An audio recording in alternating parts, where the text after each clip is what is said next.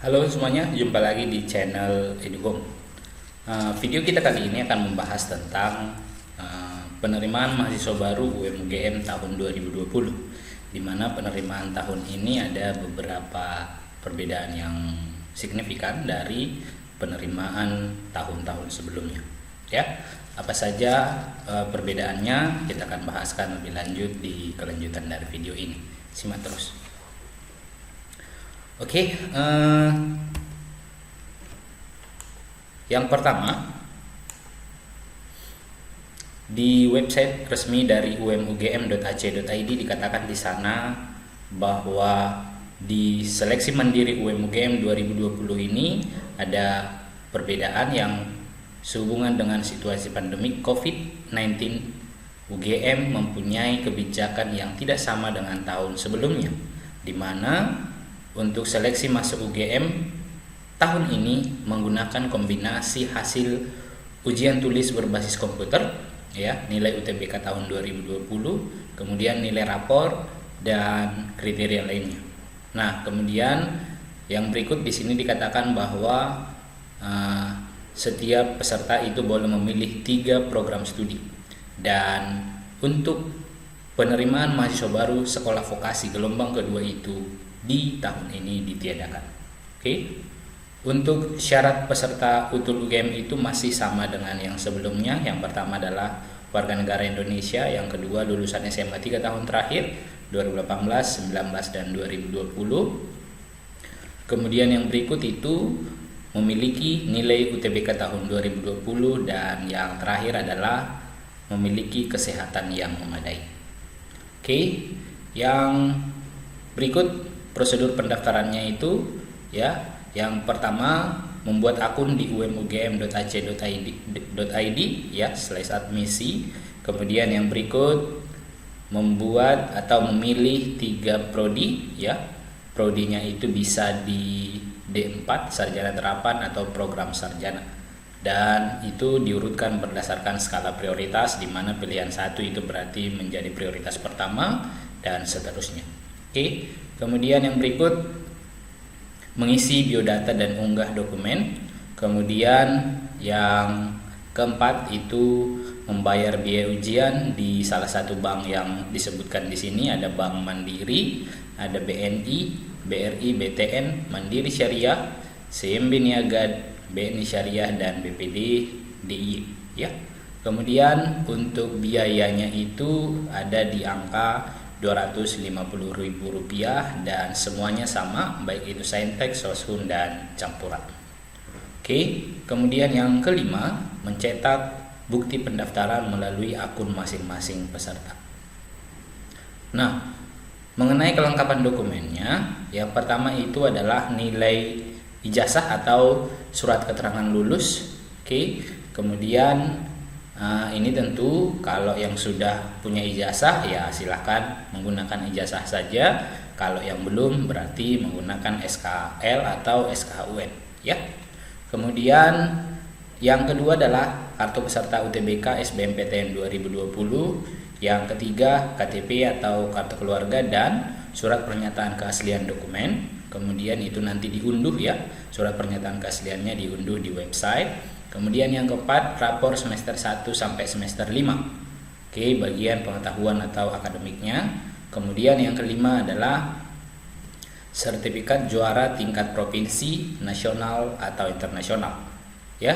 Dan sertifikat yang digunakan ini kalau boleh itu yang relevan dengan pilihan pertama. Misalkan gini, kalau kamu memilih prodi kimia di UGM, ya, berarti sertifikatmu misalkan yang berkaitan dengan itu, misalkan juara Olimpiade Kimia secara nasional, gitu kira-kira, ya.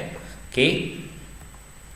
Dan kemudian seleksi mandirinya itu di pendaftaran online dimulai 15 Juli sampai 10 Agustus hari ini, ya. Kemudian pengumumannya di tanggal 27 Agustus tahun 2020. Ini updatean terakhir di 15 Juli tahun 2020. Oke. Kemudian yang berikut kita bahaskan tentang nilai siswa yang lulus SNMPTN tahun 2020 di UGM. Kenapa ini kita buatkan? Karena tentu seperti yang tadi disebutkan di awal bahwa UM-UGM tahun ini menggunakan nilai rapor salah satunya dan nilai UTBK. Nah, kita lihat nilai rapor yang mungkin bisa lulus di UGM dengan menggunakan nilai siswa yang memang sudah lulus di sana tahun ini. Nah, siswa ini berasal dari SMA Santo Thomas 1 Medan, ya, dan dia lulus di program studi farmasi Universitas Gadjah Mada. Oke, kemudian kita lihat nilai rapor semester satunya, ya. Kita lihat di sini nilai rapor semester satunya itu yang paling tinggi, ya, yang paling tinggi itu ada di angka 95, itu prakarya dan kewirausahaan, dan kemudian yang paling rendah itu ada di angka sekitar 82, ya, di biologi. Kemudian ini untuk yang semester 1 kelas 10. Kemudian semester 2 kelas 10 itu nilainya di sini sudah saya lampirkan. Nilai tertingginya, ya, nilai tertingginya ada di angka 99 bahasa Mandarin. Kemudian nilai terendahnya ada di angka 82 itu di biologi. Oke. Kemudian di semester 1 kelas 11 atau semester 3 nilai tertingginya ada di angka 96, ya, yaitu pendidikan agama dan budi pekerti. Kemudian satu lagi prakarya dan kewirausahaan. Kemudian yang paling rendah ada di angka 79, yaitu bahasa Inggris. Oke, kemudian untuk semester 2-nya kelas 11 nilai tertingginya, ya, ada di angka 97, ya, itu bahasa Mandarin. Kemudian nilai terendahnya itu ada di angka 81 bahasa Inggris. Dan yang terakhir itu untuk semester 1 kelas 12 nilai tertingginya, ya, ada di angka 91, ya, 94 pendidikan Pancasila dan kewarganegaraan. Kemudian nilai terendahnya ada di angka 81, yaitu sejarah Indonesia. Nah, ini adalah data dari nilai rapor yang dia gunakan. Dan untuk sertifikat pendukung, menurut penjelasan dari dia kemarin, bahwa dia tidak menggunakan sertifikat pendukung apapun. Dia tidak menggunakan sertifikat perlombaan dan lain sebagainya, dan dia bisa lulus di farmasi UGM. Jadi untuk yang tidak memiliki sertifikat apapun, ya, saya pikir masih ada peluang, ya.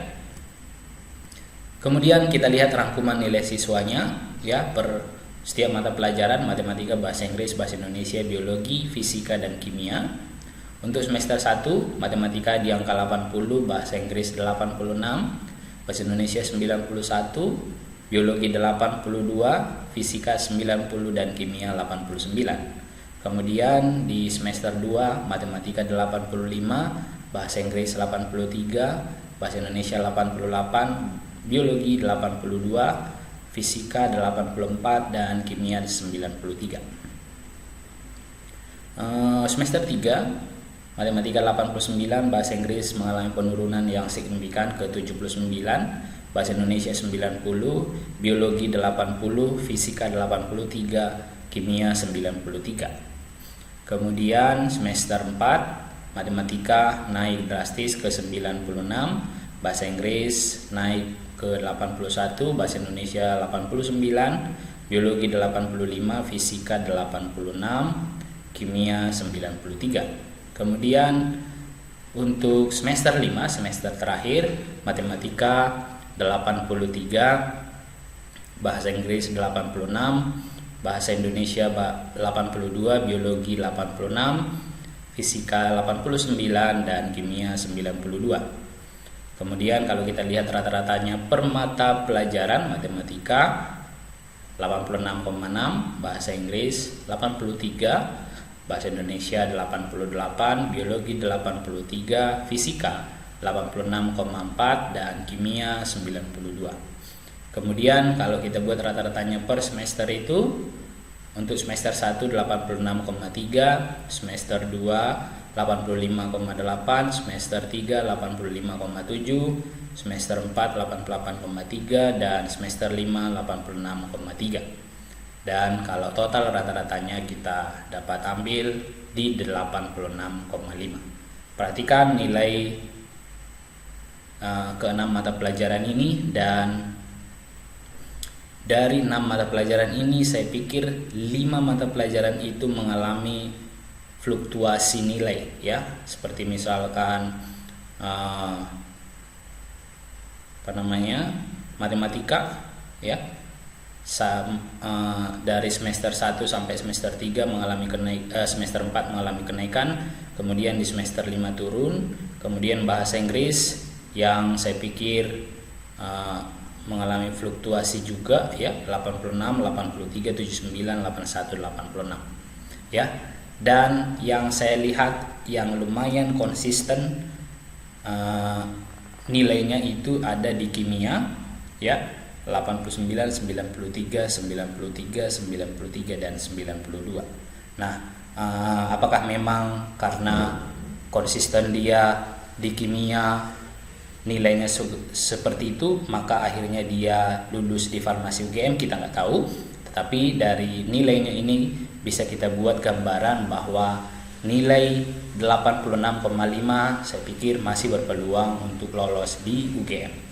Jadi untuk adik-adik yang nilainya masih sebatas ini, jangan berkecil hati, mudah-mudahan di UGM tahun ini bisa lulus.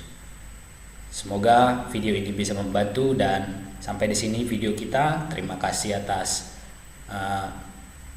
perhatiannya, dan sampai jumpa di video berikutnya. Salam.